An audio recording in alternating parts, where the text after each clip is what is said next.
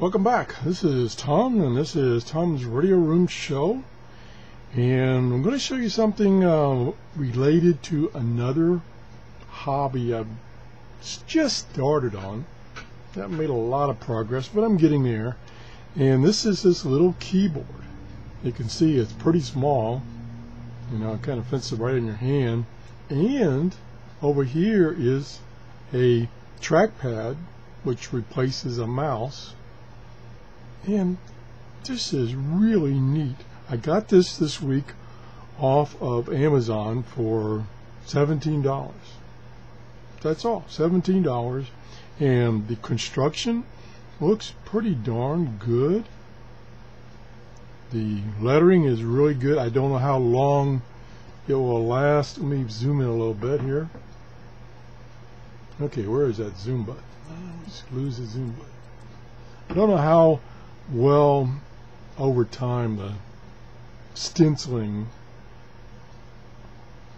of the keyboard will last. This may wear off over time, but $17, kind of hard to go wrong. And I've seen where other people have used this particular keyboard in their project. Now it works with a PC, like a Xbox, some of your Google box, your other TV boxes. That's what they claim anyway. And it uses a standard wireless port, and it comes with the keyboard you see here and this adapter cable. And this cable is, when I saw this cable, I go, wait a minute, I thought this was wireless. And then I was thinking, well, maybe it works both ways. No, it's not to plug the keyboard in for using the keyboard. It's to plug the keyboard in to charge it. It has an internal battery. I don't think you can replace it. Maybe you can. I'm not going to open it up to find out. So that's what this cable is for. And it's, let me back out just a little bit here. It's kind of a convenient cable. Number one, it's fairly long. Number two, you plug this in to your USB port or your USB charger, and then it has an extension so that you don't lose that port, so you can plug something else back in, which is excuse me, nowadays becoming a problem where you're running out of USB ports. So anyway, and then this plugs into the side of this, and then you charge this, and it has a power indicator right here, which if I can figure out where the on-off button is, I keep losing it. Oh, here it is. Then it gives you an indication of the charge, which right now it's saying it needs to be charged, so it's blinking. Okay, so let's turn that back off. What concerned me when I first took this out of the package, and I'll zoom back in again so you can see what I'm talking about, is there was no wireless dongle.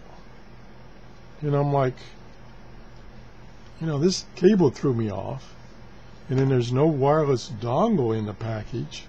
I'm like, says it's wireless, how's it going to hook up to the computer or whatever? I'm like, is this kind of some new technology, or do you have to provide your own little dongle that plugs into your computer, USB, or whatever you want to use it for? And then, for the heck of it, I thought I'd look at the manual, because you'd think this would be pretty straightforward. So I looked at I was ready to send it back. So I look in the manual, I'm looking at the manual, no, there's nothing there. Nothing there. It's like, what's the deal here?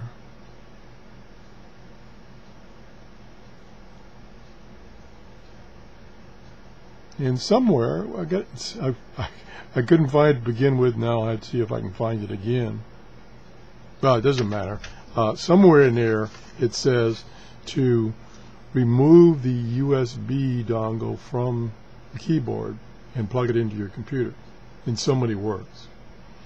Well, turns out, and they don't give you a picture, turns out right here is, let me pull this out, here's where the dongle is. Look how tiny this dongle is. I'm used to a dongle that's, well, at least this big. No, this comes out of here, and there's the dongle. It's like all connector. And this little bit on the end, that's the dongle. So that is cool in itself. It took me a little while to find it. Of course, you know, I'm 90 years old, so it takes me a while to find things. And now, here's what I want to use it on. This is my little microcomputer. This is the Raspberry Pi that I'm experimenting with. And it has 4 USB ports. And I'm already using one for the wireless adapter. This connects me to my router. So that one has to be in there. Or otherwise, they do have a connector right here. This big connector that you can hardwire it, so to speak, through a cable to your router. But I don't like to do this, especially since this is kind of portable. And when I had it hooked up before, I was using a separate USB mouse and a separate keyboard. So I was taking up 2 more slots. So I only had 1 slot left. So I'm like, you know, I'm going to have to get a hub, a little hub, USB hub, and plug in this. So I got more ports, which now adds something to this. Because eventually when I get my project working, I want this to be this box, a battery pack strapped to the back, and then one other connection, which is to a shortwave radio audio output. And that's all I want. So I want this to be somewhat portable, and I can just sit this next to a shortwave radio and do the monitoring for stations. So this little dongle here, this tiny little dongle, and again, your normal dongles, well, they're normally big, even bigger than this. They stick out quite a bit. But this guy, if I can get the orientation correctly,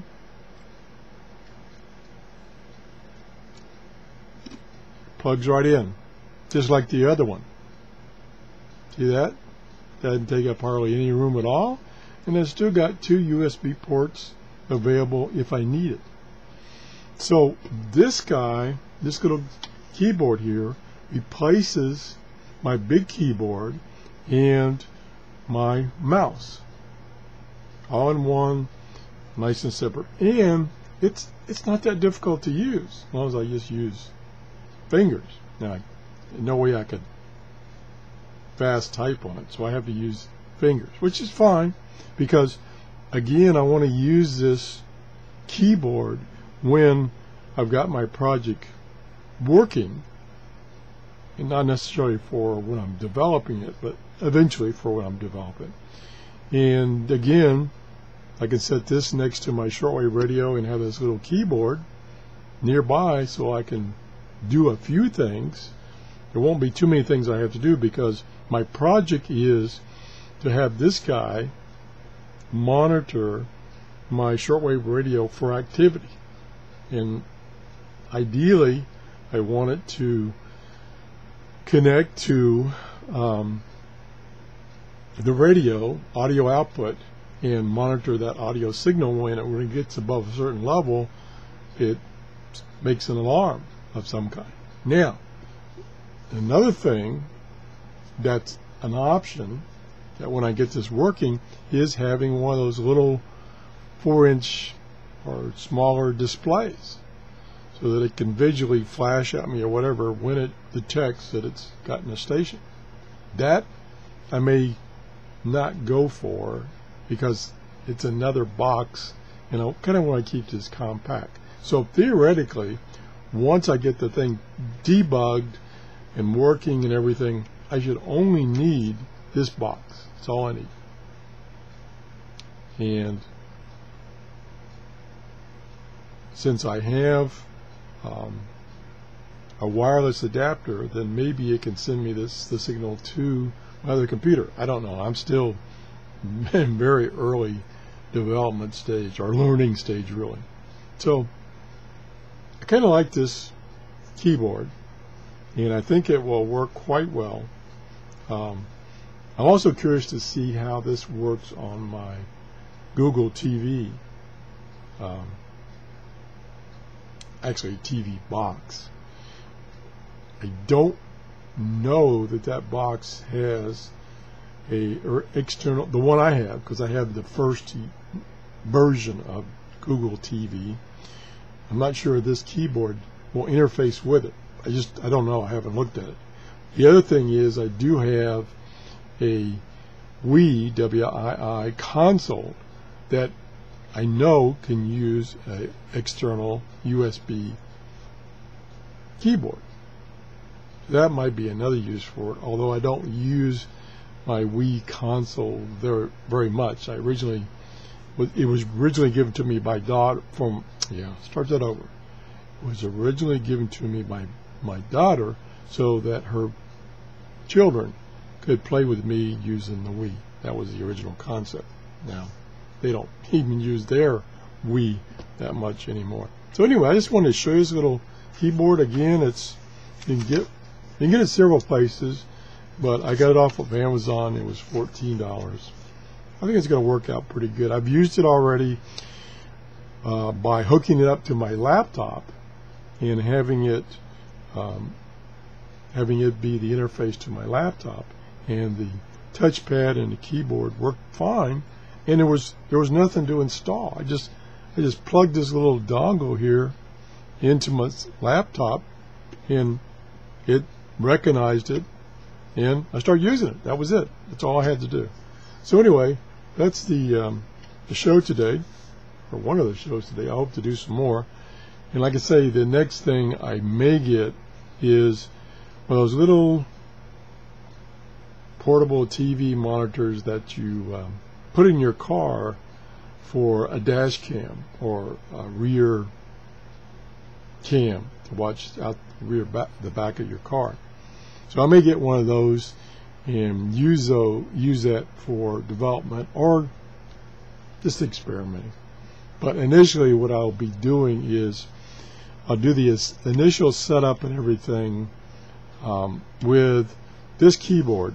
I'm definitely going to start using this keyboard because I don't have room for another keyboard on my desk, and that's what I was doing before. And I'll use it for the mouse. Again, I don't have much room for another mouse on my bench downstairs. So anyway, that's the show for today. If you enjoyed this, please give me a thumbs up. I hope to get into the experimentation of this Raspberry Pi. Thanks for watching. Bye-bye.